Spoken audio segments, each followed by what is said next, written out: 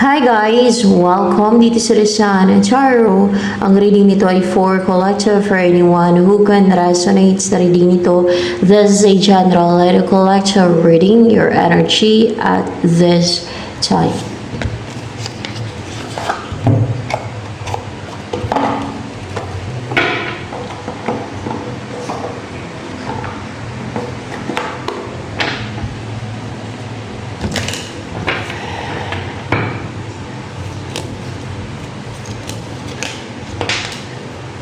Sa once merong mga baggage or negativity or energies from others or resentment or responsibility, any baggage yung natanggal sa iyo.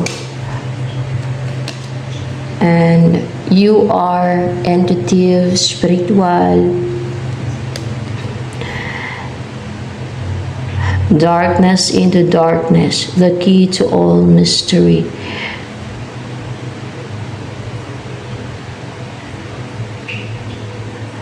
Maybe you're psychic also. So, depende. Pero, pag maganto, intuitive ka, manifesto, or spiritual. Ganyan. No?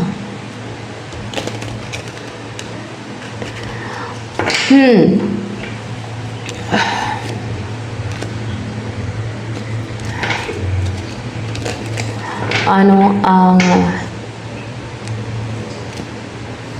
changes sa buhay mo? Yung magbago sa buhay mo.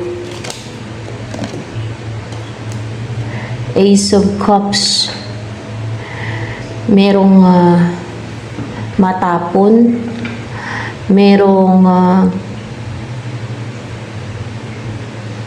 na-receive ka na matapon. Yun ang pagbabago sa buhay mo. Yun ang mangyayaring changes sa buhay mo. Ano itong Ace of Cups in reverse na matapon na yan? Ano yan? Four of Coins.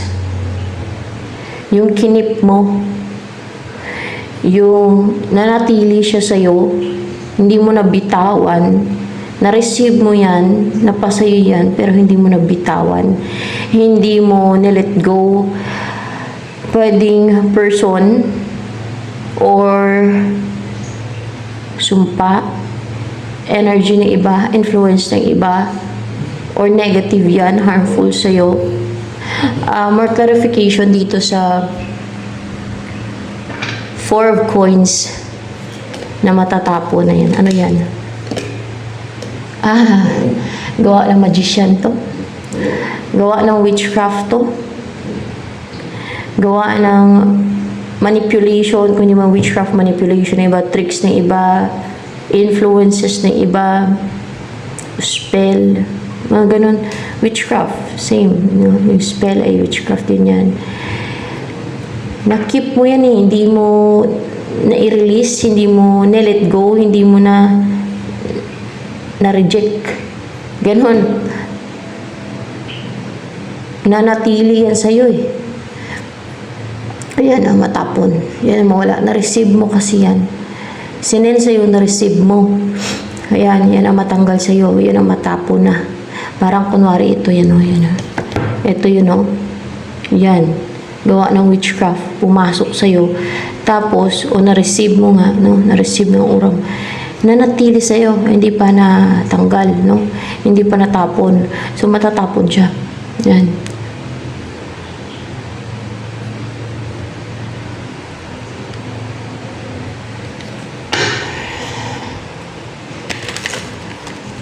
Ano pa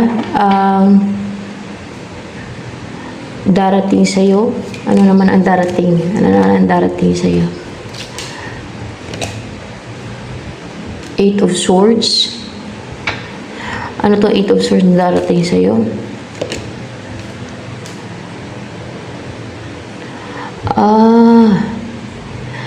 Itong person na restricted siya ngayon, na victim, no? Na-atake din siya, parang wala siyang mapuntahan, parang nakakulong siya, no? And then ina-atake siya. Parang katulad nito, victim siya. nakakulong, parang wala mapuntahan, walang magawa, tapos ina-atake siya. Naka-restrict pa, parang nasa loob ng circle na yan, and then na-atake pa siya. Ewan ko lang kung ano yung na-atake sa kanya, hindi ko na clarify, no? Hindi na kailangan, tatagal lang eh. Basta ganyan yung kanya energy. And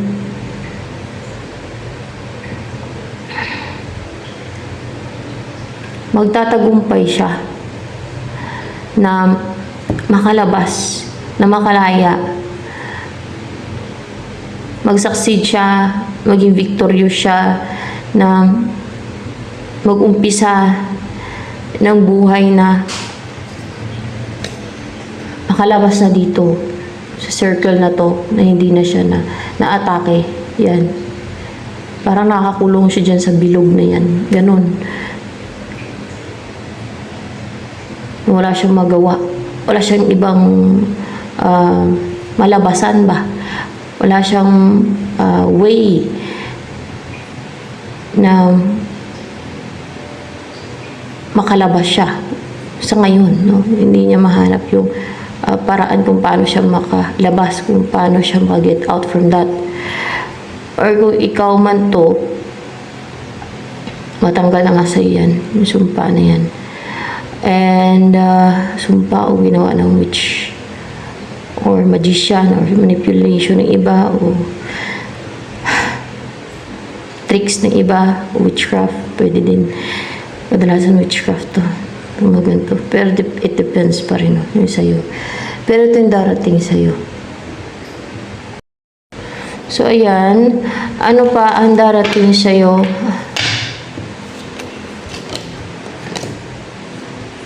Queen of Cups in reverse. Knight of Cups in reverse.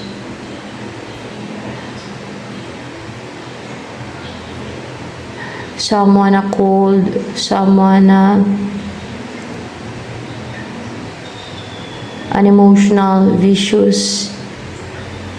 Dahil na-reject yung offer niya. Yan ang darating sa'yo. Oh? With the Chariot energy. Or with the Knight of Cups in reverse here, pwede din na wala siya mood na mag-offer ng cup of love to ngayon. Or ang may isend, pwedeng message or kung ano man isend, you know. Wala siya sa mood or hindi niya feel or hindi siya porsigido, hindi siya driven na mag-offer o mag-send na kung ano man ang gusto niya i-send, message or kung ano man, energy o kung cup of love. Magiging magiging driven. Biglang maging driven siya, maging buo yung loob niya. Biglang maging driven siya ng emotion niya, tubig, water to. Driven ng emotion niya, no? Na puntahan ka o ipursu ka o kausapin ka. Na maging courageous siya. Yan. Color ng courage and malaya siya na and freedom din tong blue eh. Malaya siyang ipursu ka. Ano ang intention sa ni Queen of Cups in reverse? Ipursu kung ano mga action yan. Magsimula ng pwedeng relationship or partnership or yung mag-reach out sa'yo or magsimula ng relationship kayo na patuloy na nag-grow, na maging consistent siya sa panliligaw sa'yo kung babae ka, na maging consistent siya sa pag-reach out sa'yo, na maging consistent siya, na tuloy-tuloy yung growth ng inyong connection, relationship, ganun, nasisimulan. Hangaan niyo yung magkaroon ng growth. Meron kayong umpisa nito yung mag-grow yun. Yan ang intention niya. Ano yung energy mo pa ngayon?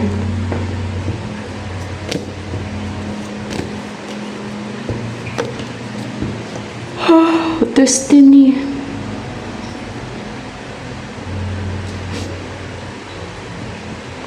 Meron kang destiny. Yan.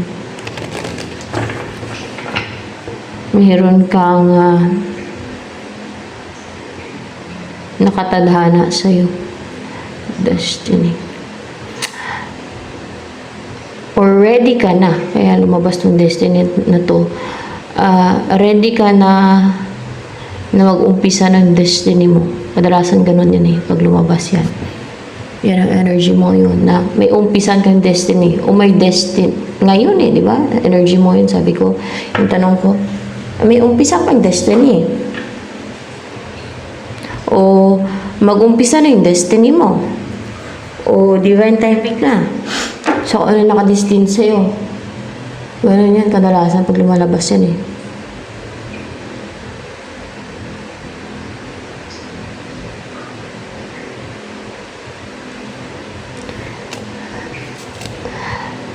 Ano pa?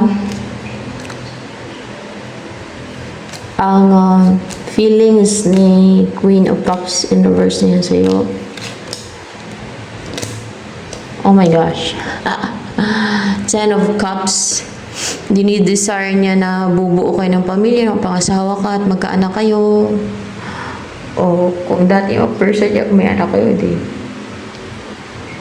it depends sa situation niyo Basta gusto niya maging isang pamilya kayo, bubuo kayo ng pamilya niyo, gano'n. At mamuhay kayo ng positive, dilaw at maliwanag, no? Na protected kayo ng liwanag, ng light sa mundong to.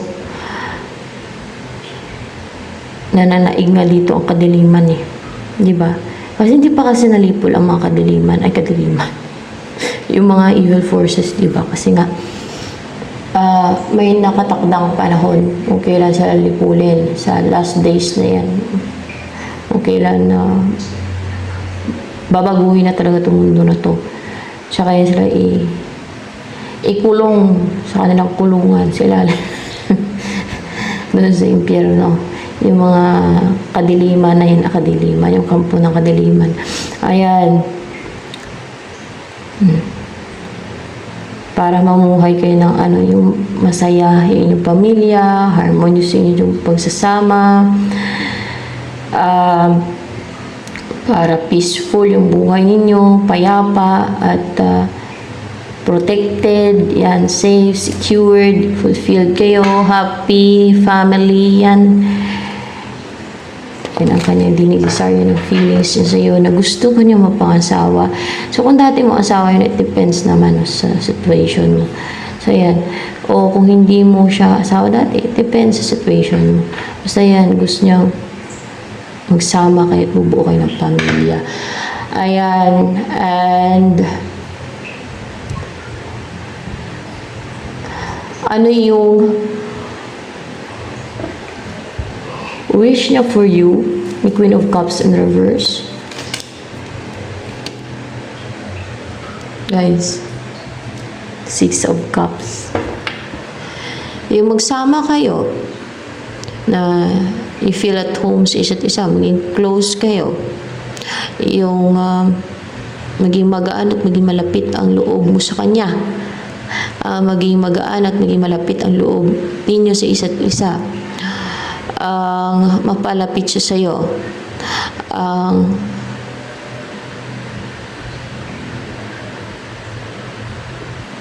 Makapiling ka niya, makasama ka niya at mamuhay kayo ng peaceful at home.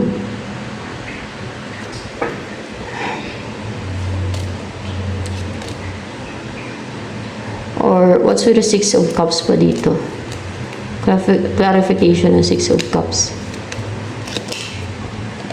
May iba pang na hindi maging clouded yung judgment mo.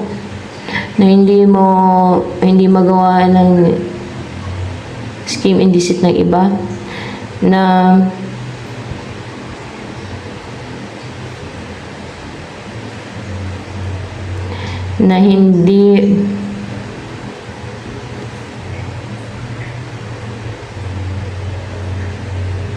hindi mo iwasan yung feelings mo sa kanya, na maging malapit yung loob mo sa kanya. Yung ganun. Na hindi ka magpadala sa or kaya ay hindi maging clouded yung judgment mo talaga. Na maging malapit yung loob mo sa kanya. Na hindi mo iwasan yan. Na maging malapit yung loob mo sa kanya at maging magaan yung loob mo sa kanya. Yan. So, ano pa ang gustong sabihin sa'yo? The Queen of Cups in reverse na yan.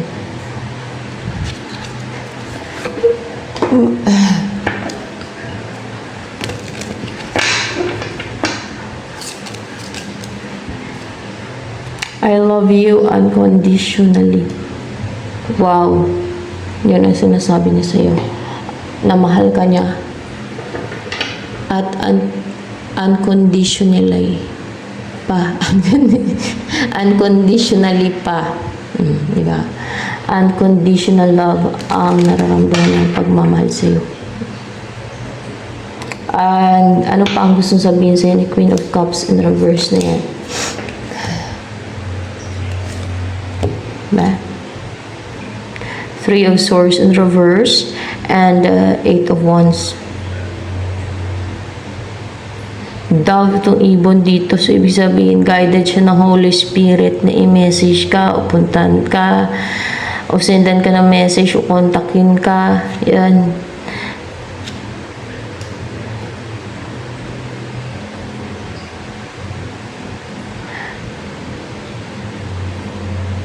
And kung ex mo to, para magkabalikan kayo, pero kung hindi, nakarecover na siya sa heartbreak, sa mga karmic niya, sa past person niya, di ba? Ready na siya ulit magmahal, ready na siya mag-message, yung kontakin ka, ready na siyang, o gusto ka na niyang, passionate na siya, and naging porsigido na siya, willing na siyang kontakin ka, kausapin ka, o mag-start ng relationship with you, or kung ano man tong, syempre relationship yan, alangan. I love you unconditionally nga daw eh. Ano ang nagustuhan sa'yo ni Queen of Cups in reverse? You are ready for the right time. Matured ka na mag-isip, or you are courageous person. Full of courage, color blue. You are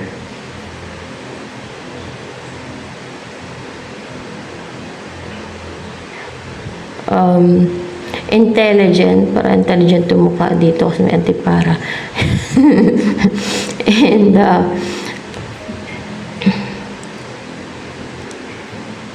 para ba may nakaset na sa'yo? Yung nakukuha ko dito. Para may nakaset sa'yo na may nakalaan na oras. And you're ready for that. Sa destiny mo, yan na yun. Ito na nga. Yun ang nagustuhan niya sa'yo. And yung pagiging courageous mo for sure kasi with the color blue. And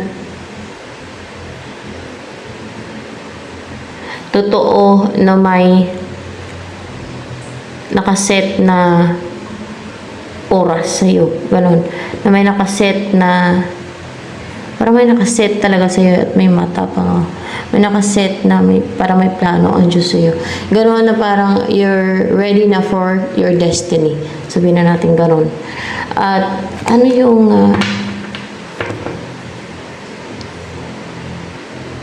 personality mo na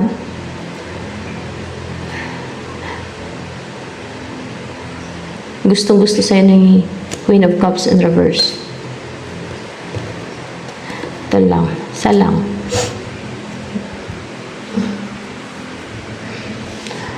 Pwede din niya isama. Counselor.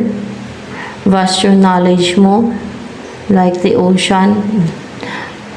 And ito, you are brave na i-reveal ang totoong ikaw. You are brave na tanggalin mo yung mask na naka-cover sa'yo, na ipakita mo o i-reveal mo yung totoong ikaw, the real you, kasi red, no? Red yung hair, red. Rooted, grounded, and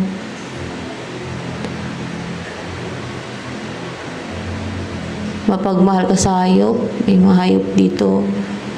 You love animals or mahilig ka makipag-mingle sa animals. And you show your real face. No, na hindi ka nag-hide sa mask, behind the mask. Hindi ka naglalagay ng mask. Yan. Yun talaga kasi tinanggal yung mask dito eh. Yan. And mahilig ka sa natural places, to mingle with animals, sa ilalim ng puno, ng kahoy. You feel more grounded, you feel more relaxed, rejuvenated, rooted, and stable and secured. Pag nasa nature ka, or nasa outdoors ka, or pag kasama mo yung mga animals, yan. Na yun ang tao talaga, na they find happiness, fulfillment, in the company, in the company of animals. Yan. Or kasama ang mga hayop. Yan.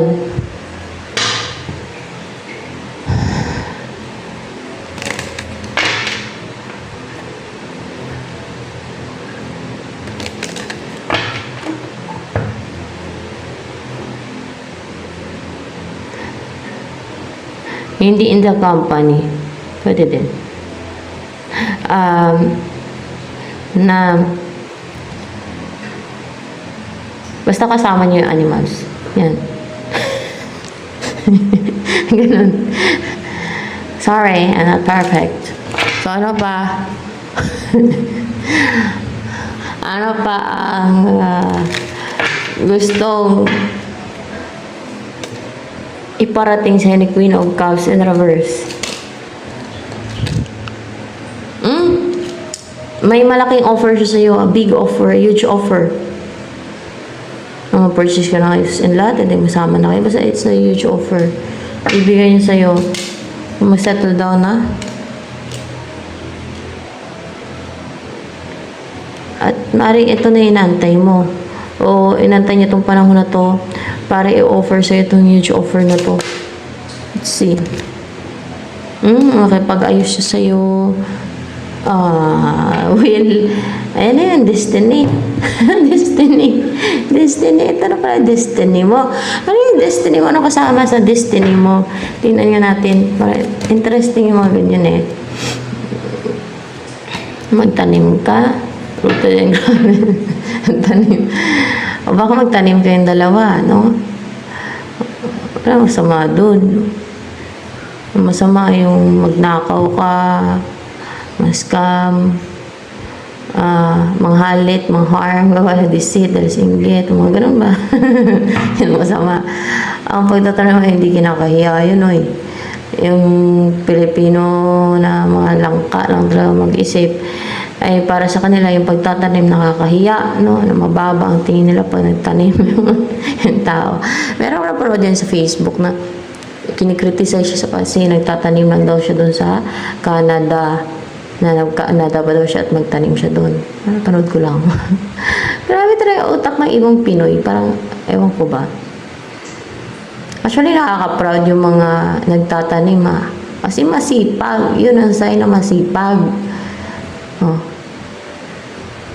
Ang tamad, walang nagagawa.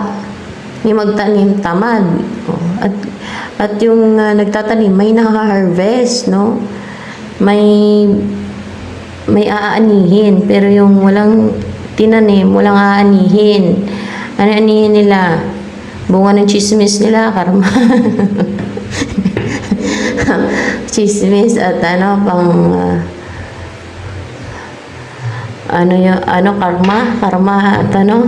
at ano ba yung ginagawa nila? Mga panghalit? Kaya iba gumagawa pa ng witchcraft, dahil nainggit, sus mio. Yun. Hindi lang karma abuti ng mga gumagawa ng witchcraft dahil nainggit. O gumagawa ng scheme and deceit dahil sa inggit. Kung hindi impyerno pabutin yan. Yun ang alam ko, ha? Yun ang alam ko. So, yung chismis ay karma lang, abutin yan.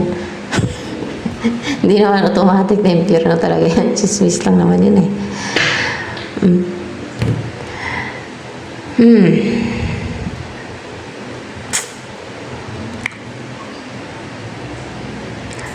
Ano pa? Ano pa yung tungkol sa destiny? Ano pang gagawin mo sa destiny mo? Justice and reverse. Ano pa yan? Page of Cups. Na may mga gumagawa ng injustice. Na may mga tungkol sa may mga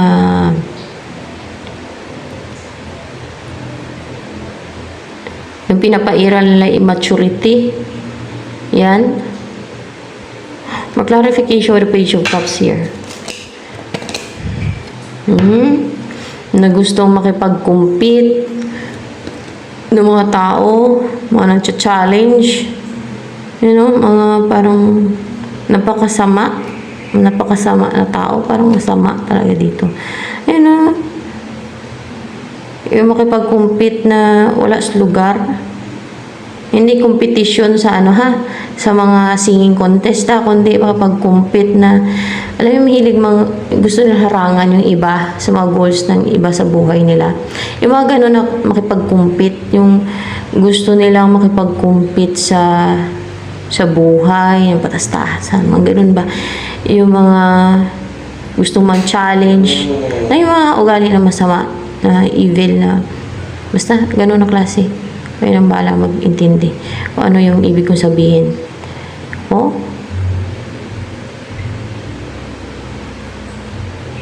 Mga foolish na ugali ba? Gawain ng mga hangal. Hangal ba ang term doon? Evil. Patangal din. Page of Cups. So, yung may mga sinisent. Yung pag meron kang goal o may destiny ka, ganun talaga kadalasan pag may destiny ka, may mga gustong madlang yan. Hindi lang tao, may mga demonyo pa. O evil forces. I-distract ka nila. No? Yun nga lang, kayo may parusa mo sa afterlife. Diba?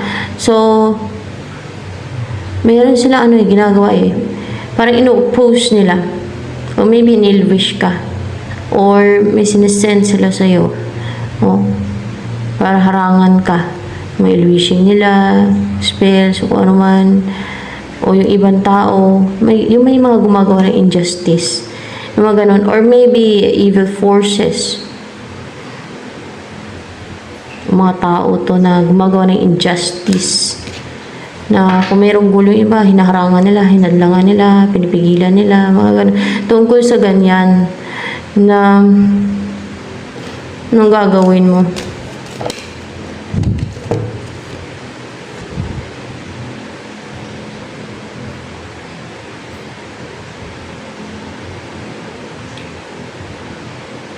Na growing stable and secured.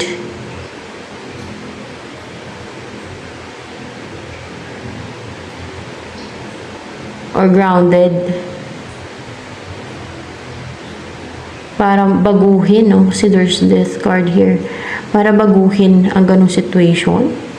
Pwedeng ganon. Pero hindi naman magbago yung mga yun Yung iba pwede. Yung iba ay ayaw magbago niyan. Kasi may free will ang tao, di ba? Yan ang kanilang gusto, no? Yung gumawa ng masama. Nasa side ng evil. Nasa side sila ng kadiliman. Kasamaan na nilang pinipili. Kaliwa. Mga ganon. O pwedeng patayin sila kasi may death card din dito O magbago sila para magbago sila. Or else para hindi na nila maharangan yung iba, para matigil na yung mga ginagawa nilang injustice na yan. Para hindi na makapangharang pa, hindi na sila makapag-compete, pwedeng ganun. So, more clarification. So, ano yung gagawin mo sa destiny mo? Ako, interesado ako sa mga ganito. Describe na ipanintindi sa mga taong to. So, ganyan ang mga mission, no? Kadalasan ng mga spiritual mission, pagaling sa God, ipaintindi. Yan yung iba, no? Na ipaintindi sa mga tao kung ano yung tama sa mali.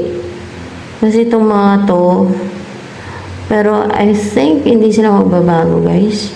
Malabo magbago itong mga ganitong tao dahil it's based on my observation lang.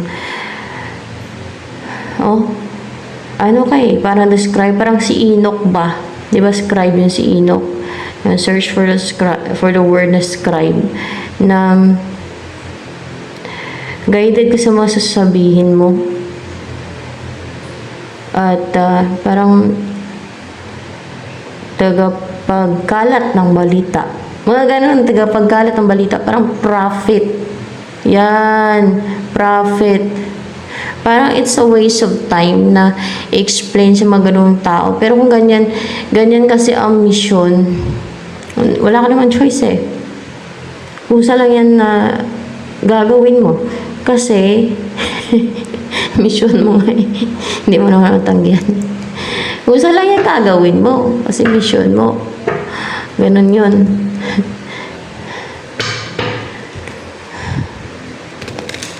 Kahit liliko, hindi pwede. Dito ka, tuwid ka. Parang ganun.